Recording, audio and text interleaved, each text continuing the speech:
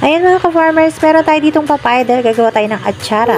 Ito nga nung isang araw pa sana pero ngayon lang kami nagkaroon ng time para gumawa nito. At nag-upisa na kami dyan magtalop ng papaya, siguro mga bandang alas 10 lampas na yan. Dalawa pa nga lang kami dyan ng inay na nagtatalop dahil yung iba namin mga kasama ay may mga ginagawa pa din. Meron nga pala kami pagdadalhan yan guys, kaya kami gumawa yan. Bale hindi na nga nagtagal ay nagdatingan na rin yung mga pamangkin namin dyan kaya medyo marami na rin kami dyan sa oras na yan. Kaso nga lang ay hindi pa ako nakakarami dyan ay tumawag na aking anak at siya daw ay magpapahatid muna sa bayan dahil papasok siya sa school. Kaya nga iniwan ko muna sila dyan at sila na muna ang nagkaskas dyan at pagbalik ko nga ay medyo marami na nga silang nagawa. Ito nga palang atsara guys ay isa sa mga delicacy nila dito sa Batangas. Mas madalas mo itong makikita sa mga okasyon gaya ng kasalan, piyestahan at sa kahit ano pa mga okasyon na meron sila dito. At yun na nga pagbalik ko nga dyan galing sa bayan ay ang dami na nilang nayadyad at marami na rin silang natalo. Tayo naman ang inay at nakataas pa nga ang paa nila dyan. Ang inay medyo madali na rin mangalay ang likod ngayon. Kaya nga maganda rin na nagtulong-tulong na kami magkapatid dyan at mga pamangkin at para naman mas madali na kaming matapos. Kung hindi nyo nga pala na itatanong ang inay ay masarap magtimpla ng atsara.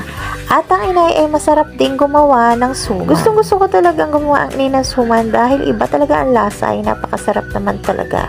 Yun nga pala ay sumang malagkit guys, yung ginagawa ko dati sa mga nauuna kong video dito. Ang inay talaga lagi nagtitimpla pag tuwing kami gagawa ng suman dito. Naalala ko nga one time nagtry akong gumawa ng suman na ginagawa ng inay pero hindi ko talaga nakuha. At yan nga ay nagpiga na nga kami ng papaya dyan at maya-maya pa nga ay nag-umpisa na rin magluto. Nilagay na nga yung luya at yung ibang ingredients. At hindi na rin nga nagtagal ay luto na rin nga iyan. At yun na nga lang for today's video. Thank you for watching.